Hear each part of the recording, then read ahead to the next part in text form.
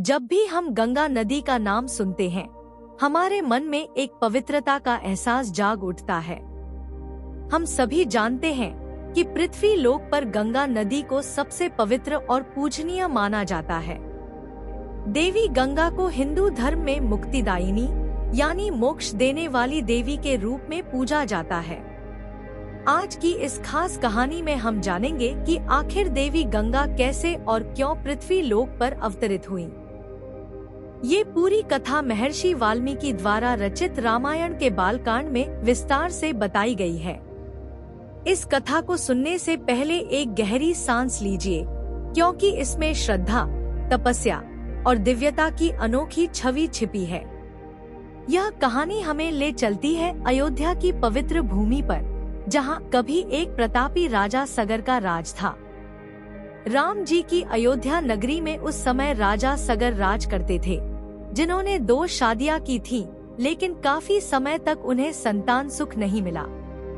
उनकी पहली रानी केशिनी विदर्भ की राजकुमारी थी और दूसरी रानी सुमति राजा अरिष्टनेमि की कन्या थी।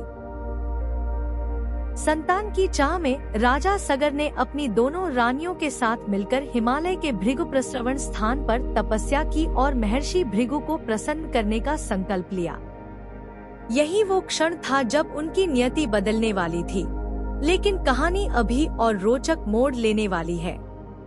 कुछ समय बाद तपस्या सफल हुई और महर्षि भृगु प्रसन्न होकर प्रकट हुए। उन्होंने राजा सगर को वरदान दिया कि तुम्हें संतान की प्राप्ति होगी, लेकिन साथ में एक विचित्र बात भी कही। उन्होंने बताया कि एक रानी से सिर्फ एक पुत्र उत्पन्न होगा जो वंश को आगे बढ़ाएगा और दूसरी रानी से 60,000 पुत्र होंगे। यह सुनकर दोनों रानियों ने महर्षि से पूछा कि किसे कौन सा वर मिलेगा। तब ऋषि बोले कि यह तुम्हारी इच्छा पर निर्भर करता है। यहीं से इस कथा ने एक अलौकिक दिशा ले ली, क्योंकि दोनों रानियों ने अलग अलग इच्छाएं व्यक्त की। रानी केशिनी ने एक वीर और तेजस्वी पुत्र की कामना की, जबकि सुमति ने 60,000 पुत्रों की इच्छा जाहिर की। समय के साथ महर्षि का वरदान फलीभूत हुआ। केशिनी ने एक पुत्र को जन्म दिया जिसका नाम अंशुमान रखा गया। वहीं रानी सुमति के गर्भ से एक मांस का टुकड़ा निकला, जिसे देखकर सभी चौंक गए। लेकिन ऋषियों ने कहा कि इसे घड़ों में रखो और विशेष विधि से उसका पालन करो। समय बीतते ही उन घड़ों से 60,000 पुत्र उत्पन्न हुए। कल्पना कीजिए, एक ही समय में 60,000 राजकुमारों का जन्म। अद्भुत है ना? समय के साथ ये राजकुमार युवा हुए, लेकिन राजा सगर का पुत्र असमंजस दुराचारी निकला। वह अयोध्या के बच्चों को पकड़कर सरयू नदी में फेंक देता और उसे देखकर आनंद लेता। राजा सगर ने उसे राज्य से बाहर निकाल दिया। बाद में असमंजस की पत्नी ने एक पुत्र को जन्म दिया, अंशुमान। अंशुमान विद्वान, सदाचारी और पराक्रमी थे। इसी समय राजा सगर ने अश्वमेध यज्ञ का आयोजन करने का निश्चय किया, पर ये यज्ञ ही आगे चलकर गंगावतरण की वजह बना, एक ऐसा मोड़ जिसने इतिहास बदल दिया। राजा सगर ने यज्ञ की तैयारियां शुरू कर दी और यज्ञ का अश्व छोड़ दिया गया। यह घोड़ा कई राज्यों से होकर निकला, लेकिन किसी ने उसे नहीं रोका। परंतु देवराज इंद्र को भय हुआ कि राजा सगर यज्ञ में सफल हो गया तो उसकी शक्ति बढ़ जाएगी। इसलिए उन्होंने राक्षस का रूप लेकर अश्व को चुराया और कपिल मुनि के आश्रम में बांध दिया। यह चोरी आगे चलकर एक भयानक विपदा का कारण बनी। जब घोड़ा लापता हो गया तो राजा सगर ने अपने 60,000 पुत्रों को घोड़े की खोज में भेजा। उन सभी ने पहले पूरी पृथ्वी को खोदना शुरू कर दिया, जिससे हजारों प्राणियों की मृत्यु हो गई। पृथ्वी पर त्राहि मच गई। देवताओं ने यह देखा तो ब्रह्मा जी के पास जाकर प्रार्थना की।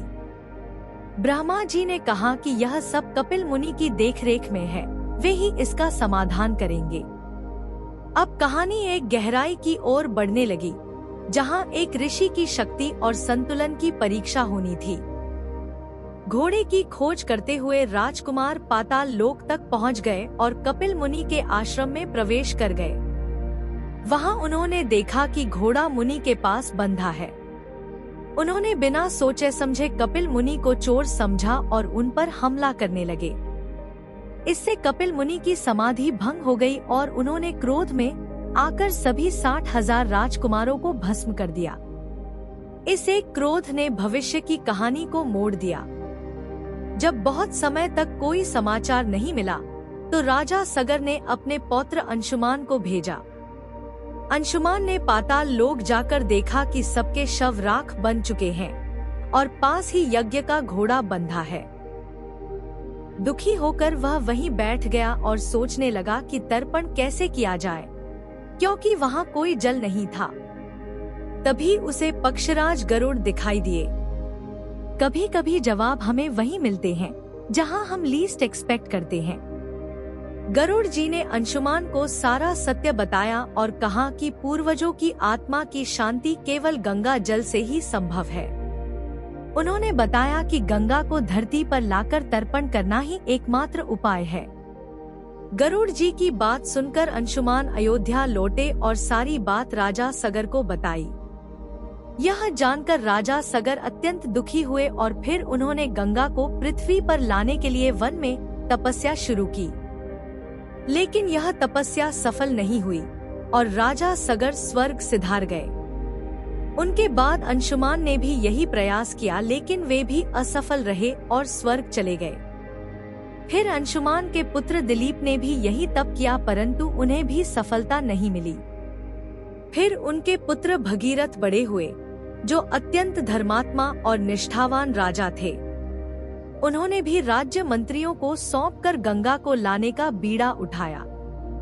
वे गोकर्ण तीर्थ में जाकर कठोर तपस्या करने लगे। यहाँ से शुरू होती है एक अविस्मरणीय तपस्या और एक राजा की अद्भुत श्रद्धा की कहानी। कई वर्षों की कठोर तपस्या के बाद ब्रह्मा जी प्रसन्न हुए और वर मांगने को कहा। भगीरथ ने 2 वर मांगे, एक अपने पूर्वजों की मुक्ति के लिए गंगा का धरती पर आगमन और दूसरा संतान प्राप्ति। ब्रह्मा जी ने कहा कि संतान का वर तो मिलेगा, पर गंगा का आगमन तभी संभव है जब महादेव उनके वेग को संभालें। यहाँ से पता चलता है कि श्रद्धा के साथ साथ संतुलन भी जरूरी है। भगीरथ ने फिर महादेव जी की कठोर तपस्या शुरू की। पैर के अंगूठे पर खड़े होकर वर्षों तक तप करते रहे। अंततः महादेव जी प्रकट हुए और कहा कि वे गंगा को अपने मस्तक पर धारण करेंगे। लेकिन जब गंगा को पता चला तो वे क्रोधित हो गए और प्रचंड वेग से पृथ्वी पर आने की ठान ली, ताकि शिवजी को भी बहा ले जाए। यह घमंड उन्हें भारी पड़ने वाला था। गंगा के वेग को देखकर महादेव जी मुस्कुराए और उन्हें अपनी जटाओं में बांध लिया। गंगा जी लाख प्रयासों के बाद भी बाहर नहीं निकल सकी। फिर भगीरथ ने फिर से शंकर जी की तपस्या की। प्रसन्न होकर शिवजी ने गंगा को बिंदुसर में छोड़ा, जहां से वह 7 धाराओं में बंट गई। 3 पूर्व की ओर, 3 पश्चिम की ओर और 1 भगीरथ के पीछे पीछे चलने लगी। यहीं से शुरू होता है गंगा का पवित्र धरती पर प्रवास। भगीरथ गंगा के साथ आगे बढ़ते गए और लोग उनका स्वागत करने लगे। जहां जहां गंगा गई, वहां के लोग पावन हो गए। फिर वह ऋषि जहनु के यज्ञ स्थल पर पहुंची, लेकिन अपने वेग से उन्होंने उनका यज्ञ बहा दिया। क्रोधित होकर ऋषि ने सारा जल पी लिया। एक बार फिर भगीरथ को संकट का सामना करना पड़ा। भगीरथ ने ऋषि से प्रार्थना की और गंगा को मुक्त करने की विनती की। ऋषि जहनु ने प्रसन्न होकर गंगा को अपने कान से बाहर निकाला और तभी से उन्हें जहनुपुत्री कहा जाने लगा। फिर गंगा भगीरथ के पीछे चलती हुई कपिल मुनि के आश्रम पहुंची और वहीं उन्होंने सगर के 60,000 पुत्रों को मोक्ष प्रदान किया। यह दृश्य अत्यंत पावन और भावुक करने वाला था।